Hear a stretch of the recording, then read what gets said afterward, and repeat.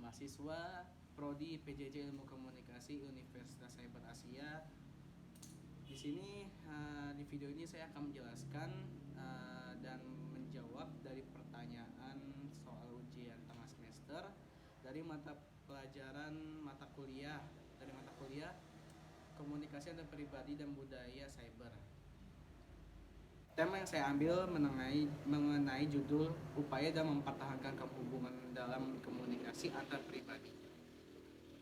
Yang pertama, dalam kehidupan sehari-hari, komunikasi pribadi memainkan peran yang sangat penting dalam membangun dan mempertahankan hubungan yang sehat dan harmonis. Komunikasi yang efektif membantu orang-orang saling memahami, mengungkapkan perasaan, dan menyelesaikan konflik. Namun dalam konteks yang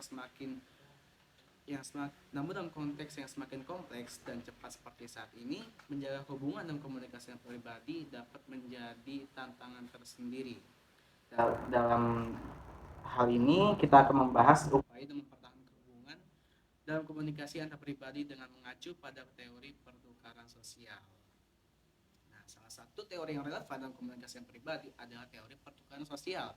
Teori ini dikembangkan oleh Thibault dan Kelly pada tahun 1999 dan menjelaskan bagaimana orang berinteraksi dan mempertahankan hubungan berdasarkan pertukaran positif yang saling menguntungkan. Menurut teori ini, manusia cenderung mempertahankan hubungan dengan orang lain jika mereka merasa mendapatkan manfaat atau kepuasan dari hubungan tersebut. Dalam konteks komunikasi pribadi, upaya dalam mempertahankan hubungan dapat dilakukan dan menerapkan prinsip-prinsip teori pertukaran sosial. Pertama, penting untuk menciptakan saling menguntungkan. Dalam interaksi komunikasi ini berarti memberikan perhatian, penghargaan, dan dukungan emosional kepada pasangan komunikasi kita. Dalam komunikasi sehari-hari, kita bisa mengungkapkan apresiasi dan memberi pujian yang tulus. Hal ini akan membangun kepercayaan dan memperkuat hubungan. Selanjutnya, komunikasi yang efektif juga memerlukan kejujuran dan transparansi. Dalam teori pertukaran sosial, kepercayaan adalah elemen kunci dalam hubungan yang sehat. Oleh karena itu, penting untuk menjadi terbuka dan jujur dalam berkomunikasi dengan pasangan kita. Ini termasuk berbagai perasaan, pikiran, dan informasi yang relevan. Selanjutnya, komunikasi yang efektif juga memerlukan kejujuran dan transparansi. Dalam teori pertukaran sosial, kepercayaan adalah elemen kunci dalam hubungan yang sehat. Oleh karena itu, penting untuk menjadi terbuka dan jujur dalam berkomunikasi dengan pasangan kita. Ini termasuk berbagai perasaan, pikiran, dan informasi yang relevan. Dengan adanya kejujuran dan transparansi, hubungan akan menjadi lebih kuat dan lebih stabil. Selain itu, penting juga untuk membangun komunikasi yang saling mendukung. Dalam teori pertukaran sosial, saling mendukung didefinisikan sebagai memberikan dukungan emosional, bantuan, dan perhatian kepada pasangan komunikasi kita ketika mereka membutuhkannya.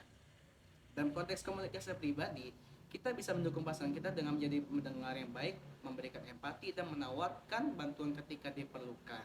Hal ini akan menciptakan iklim komunikasi yang positif dan meningkatkan kualitas hubungan. Selain prinsip-prinsip dalam teori pertukaran sosial, ada juga faktor-faktor lain yang dapat membantu dan memperhatikan hubungan dan komunikasi pribadi. Misalnya, penting untuk mengembangkan keterampilan komunikasi yang baik seperti mendengarkan aktif, berbicara dengan jelas, dan menghargai sudut pandang orang lain. Keterampilan komunikasi yang baik akan membantu kita untuk menghindari misinterpretasi, konflik, dan meningkatkan pemahaman bersama. Selain itu juga, menghormati perbedaan dan menghargai diversitas juga penting dan mempertahankan hubungan dan komunikasi antar pribadi. Setiap individu memiliki latar belakang, nilai, dan pandang hidup yang berbeda. Dengan menghormati perbedaan ini dan menerima keunikan setiap orang, kita dapat menciptakan lingkungan komunikasi yang inklusif dan menghargai keragaman. Dan kesimpulannya, mempertahankan hubungan dan komunikasi pribadi membutuhkan upaya yang konsisten dan sadar. Teori pertukaran sosial menyediakan kerangka kerja yang berguna untuk memahami dan menerapkan prinsip-prinsip penting dalam komunikasi pribadi. Dengan mengembangkan keterampilan komunikasi yang baik, kita dapat membangun hubungan yang sehat dan harmonis dengan orang lain. Menghormati perbedaan dan menghargai diversitas juga penting dalam mempertahankan hubungan yang kuat. Dengan mempraktikkan langkah-langkah ini, kita dapat meningkatkan kualitas komunikasi pribadi dan membangun hubungan yang berkelanjutan.